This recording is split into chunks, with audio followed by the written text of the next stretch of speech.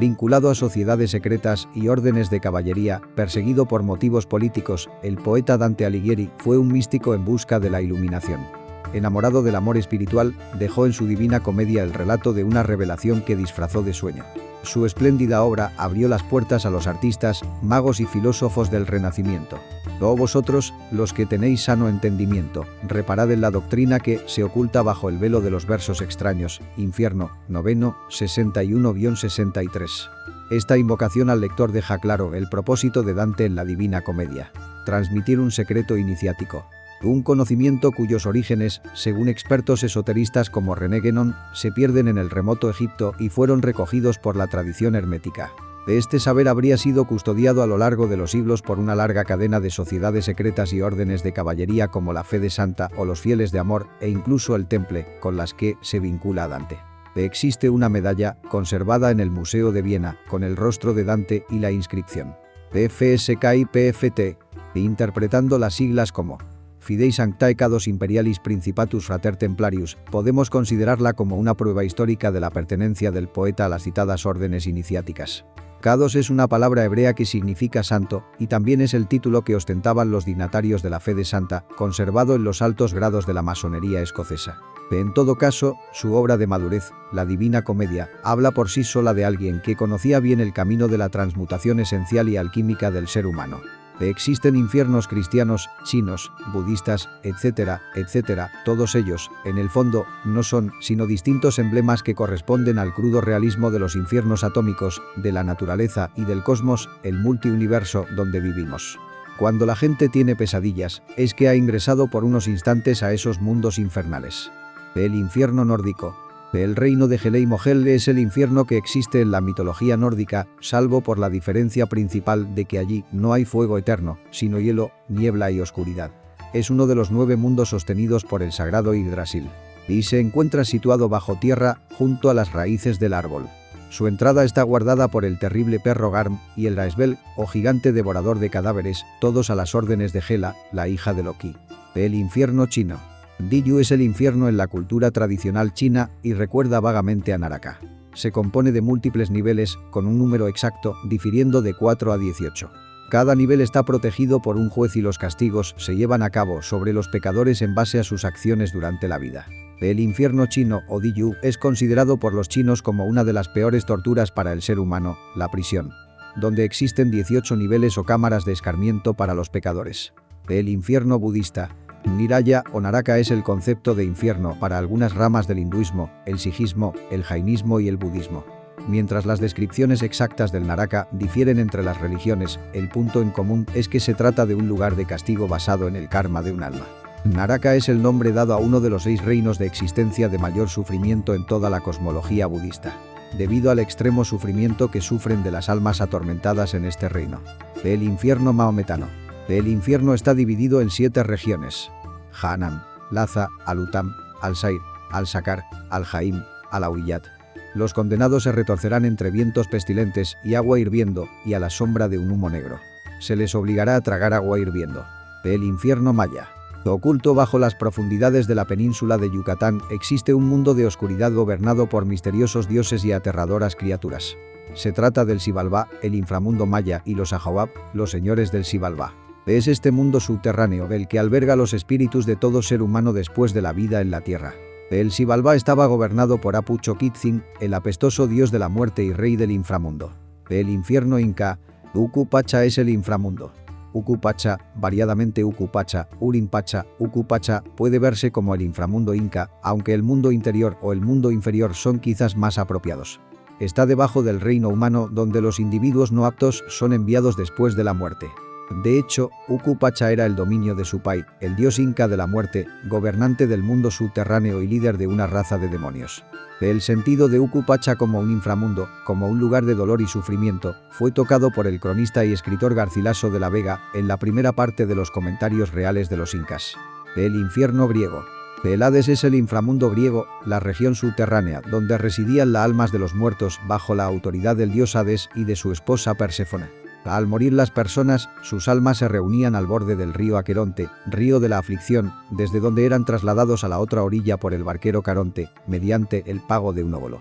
Allí se encontraban con un bosque de álamos de Perséfone y las puertas del Hades custodiadas por el Cáncerbero, perro de 3 cabezas, que permitía en acceso pero no la salida. Juzgadas por los jueces infernales, Radamanto, Minos y Eaco, las almas iban a los lugares que les correspondían. El infierno egipcio. Los antiguos textos egipcios Kofin describen una versión de la otra vida conocida como Duat, gobernada por Osiris. El libro muestra 2 maneras de cómo llegar a Duat, incluso proporciona un mapa a los viajeros. El paisaje de Duat es similar a la Tierra, pero contiene elementos místicos, como un lago de paredes de fuego y hierro. Al aproximarse a Duat, las almas tenían que pasar por puertas vigiladas por criaturas humanoides, mitad hombre, mitad animal. Después de pasar por las puertas, el corazón del difunto era pesado contra una pluma. Si el corazón era más pesado que la pluma, sería comido por Amit, el devorador. Todas las almas, sin excepción, estaban condenadas a enfrentarse a la justicia en Duat. Regresemos a Dante. El recorrido de la Divina Comedia se halla plagado de símbolos esotéricos que sitúan al autor como un eslabón en la cadena de la larga tradición hermético-gnóstica. Significativamente, comienza su periplo en primavera, época en que los antiguos iniciados, y más tarde cátaros, masones y rosacruces, celebraban la muerte y renacimiento de la naturaleza y, por ende, del iniciado. Y en la que también se emprende la obra alquímica. Oleadas de humanos, millones de seres humanos, después de completar el ciclo de existencias en el mundo físico, dejan de reencarnar para sumergirse definitivamente en el inframundo, en el infierno. Personas que no lograron la perfección espiritual y no tuvieron el segundo nacimiento del cual nos habló el Maestro Jesús el Cristo. El ingreso a los mundos infiernos es absolutamente indispensable para la destrucción del mal dentro de cada uno de nosotros. Obviamente, solo mediante la muerte del ego se hace posible la liberación de la esencia, de nuestra alma, entonces ésta resurge, sale a la superficie planetaria, a la luz del sol, para reiniciar un nuevo proceso evolutivo dentro de la rueda dolorosa del Sansara. Dante se encuentra perdido en un bosque, la tradición dice que para encontrarse a uno mismo primero hay que perderse, donde intenta hallar la misma rama que Eneas busca en su descenso a los infiernos. Una rama dorada que recuerda a la de los iniciados de Eleusis, así como a la acacia de la masonería moderna, emblema de resurrección e inmortalidad. Luego, guiado por el poeta Virgilio, símbolo del saber iniciático, llega al primer círculo infernal, el limbo. Primer círculo infernal. Descendamos ahora al ciego mundo. Dijo el poeta todo amortecido. Yo iré primero y tú vendrás detrás. El buen maestro a mí. No me preguntas. ¿Qué espíritus son estos que estás viendo? Quiero que sepas, antes de seguir, que no pecaron. Y aunque tengan méritos, no basta, pues están sin el bautismo, donde la fe en que crees principio tiene. Sentí en el corazón una gran pena, puesto que gentes de mucho valor. Vi que en el limbo estaba suspendidos. Dice el Dante, el viejo florentino, que en tal región encontró a todos aquellos inocentes que murieron sin haber recibido las aguas del bautismo. Debe entenderse todo esto en forma estrictamente simbólica. Si nosotros estudiamos cuidadosamente el Ramayana, el libro sagrado de los indostanos, con asombro místico podemos evidenciar el hecho contundente y definitivo de que el sacramento del bautismo es muy anterior a la era cristiana. En el Ramayana podemos verificar el insólito caso de Rama, quien ciertamente fuera bautizado por su gurú. Resulta extraordinario que, al ingresar en cualquier escuela de misterios, lo primero que se recibía es el sacramento del bautismo. Es indispensable, es urgente, transmutar las aguas puras de vida en el vino de luz del alquimista. Solo así es posible lograr la autorrealización íntima del ser. Las sombras de los muertos van y vienen por todas partes en el primer círculo dantesco, se ocupan en las mismas actividades de la vida que pasó, sueñan con los recuerdos del ayer, viven totalmente en el pasado. Segundo círculo infernal. Así bajé del círculo primero. Al segundo que menos lugar ciñe, y tanto más dolor que aliento mueve. Allí el horrible Minos rechinaba. A la entrada examina los pecados, juzga y ordena según se relíe. Llegué a un lugar de todas luces mudo, que mugía cual mar en la tormenta, si los vientos contrarios le combaten. La borrasca infernal, que nunca cesa, en su rapiña lleva a los espíritus, volviendo y golpeándoles acosa. Cuando llegan delante de la ruina, allí los gritos, el llanto, el lamento. Allí blasfeman del poder divino. Comprendí que a tal clase de martirio los lujuriosos eran condenados, que las razones someten al deseo. El encuentro con Minos, el demonio que marcara con las vueltas de su cola el círculo donde deben ir los difuntos. Este es el lugar donde viven los fornicarios, aquellos que gozan extrayendo de su organismo las energías sexuales. De esas infelices criaturas del mundo soterrado, hundidos en el vicio, desesperadamente van y vienen por aquí, por allá y acullá. Uno se queda asombrado al ver a esos perdidos cohabitar incesantemente entre los infiernos atómicos de la naturaleza. Tales egos blasfeman incesantemente y odian a muerte todo aquello que tenga sabor a castidad. Allí encontramos a la emperatriz Semiramis, terrible fornicaria que estableció en su país leyes que favorecieron las pasiones animales. Tercer círculo infernal. Nuevas condenas, nuevos condenados. Veía en cualquier sitio en que anduviera, y me volviese y a donde mirase. Era el tercer recinto, el de la lluvia. Eterna, maldecida, fría y densa. De regla y calidad no cambia nunca. Grueso granizo, y agua sucia y nieve. Descienden por el aire tenebroso, pie de la tierra cuando esto recibe. Cerbero, fiera monstruosa y cruel, caninamente ladra con 3 fauces. Sobre la gente que aquí es sumergida. El Dante encontró en los abismos sumergidos del tercer círculo infernal, lluvia incesante, frío espantoso, lodo, aguas negras, podredumbre, etc. Los difuntos en esas regiones escuchan con horror los espantosos ladridos de Cerbero, el perro infernal. A aquellos que han vivido siempre de orgía en orgía, de cantina en cantina, sumergidos entre el lodo de los grandes festines, banquetes y borracheras, saben muy bien lo que se siente después de una noche de parranda. En esta región abismal donde la naturaleza destruye todos aquellos agregados psicológicos relacionados al vicio de la gula, los grandes festines, bacanales, orgías, etc. Muchos, queriendo ahogar en vino el estado desastroso en que quedan después de una borrasca, continúan por el camino del vicio hasta llegar a la catástrofe total de su organismo. Cuarto círculo infernal. Así bajamos por la cuarta fosa, entrando más en el doliente valle, que traga todo el mal del universo. A justicia de Dios, ¿quién amontona? Nuevas penas y males cuales vi, y por qué en nuestra culpa así nos triza. Como la ola que, sobre Caridis, se destroza con la otra que se encuentra, así viene a chocarse aquí la gente. Vi aquí más gente que en las otras partes, y desde un lado al otro, con chillidos, haciendo rodar pesos con el pecho. Entre ellos se golpean, y después, cada uno volvíase hacia atrás, gritando, ¿por qué agarras? ¿Por qué tiras? En esa tenebrosa región, en esos infiernos atómicos de la naturaleza, encontramos 2 tipos específicos de gentes involucionantes. Quiero referirme en forma enfática a los derrochadores y a los avaros, 2 clases de sujetos que no pueden reconciliarse entre sí jamás, y que una y otra vez se atacan en forma incesante.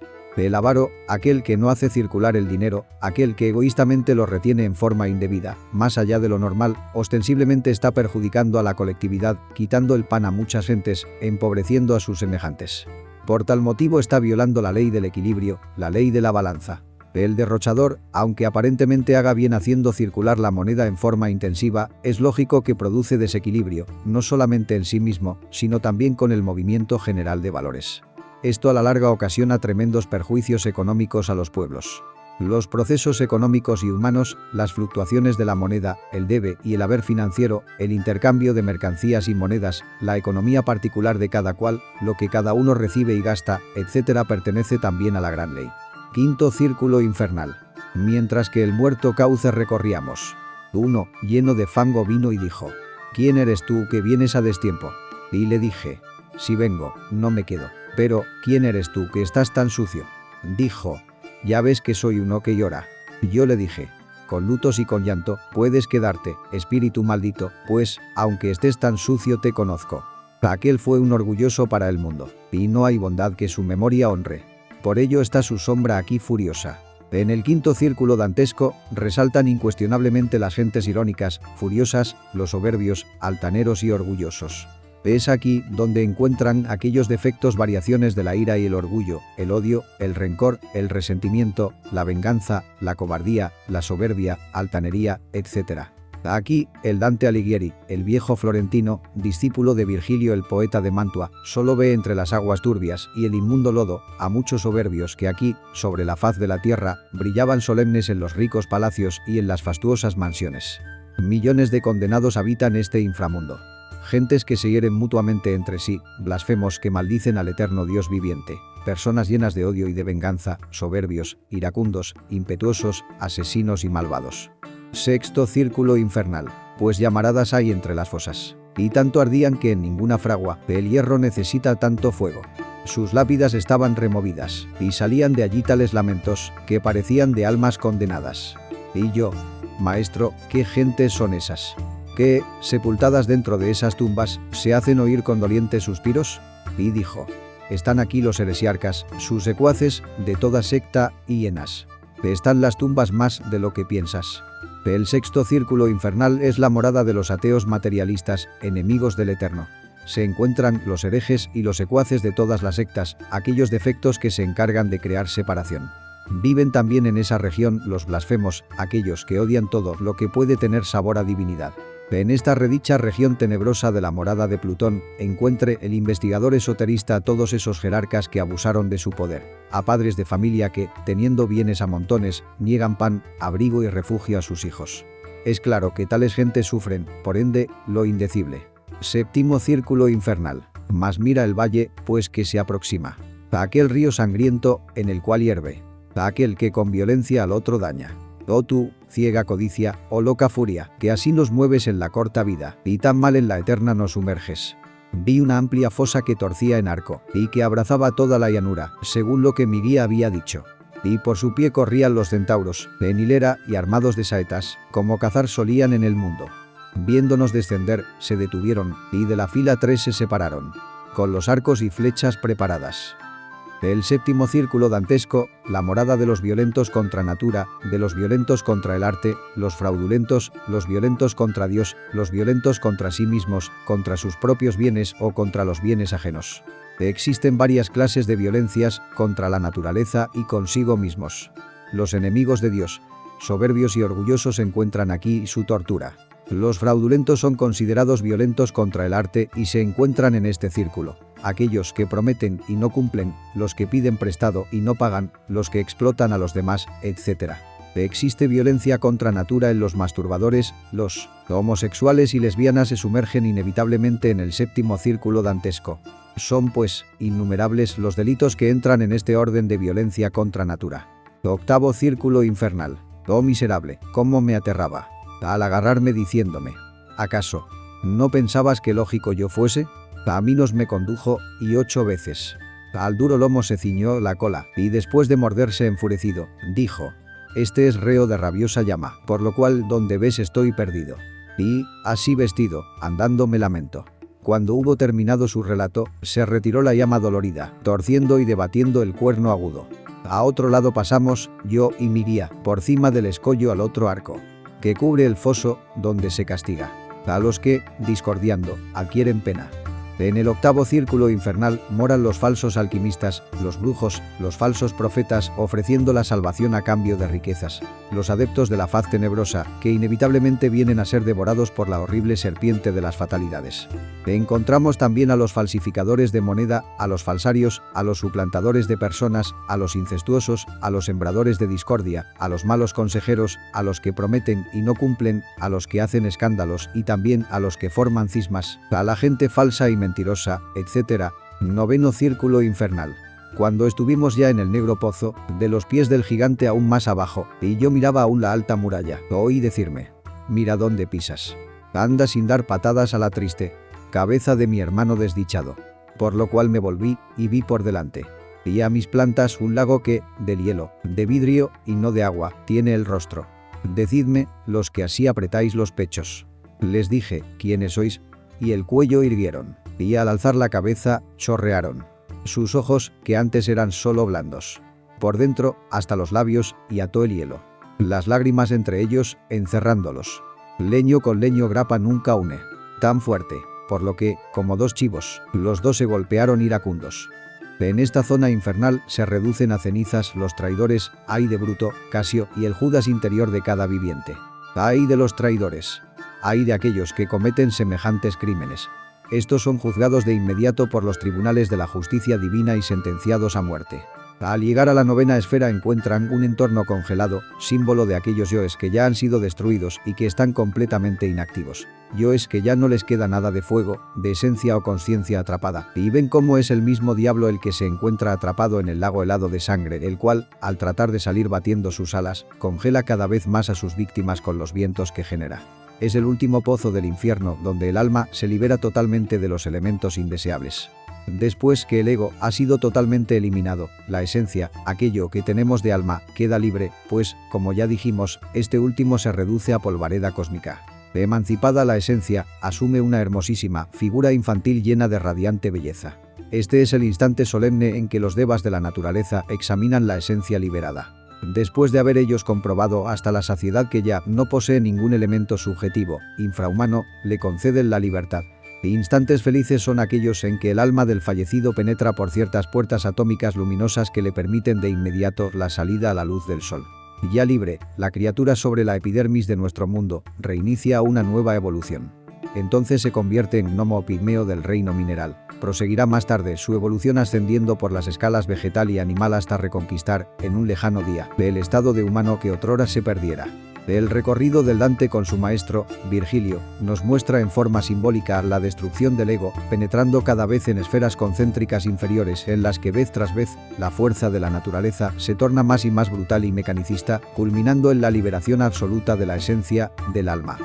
Ciertamente, el mal del mundo, por monstruoso que éste sea, tiene un dique, un límite definido.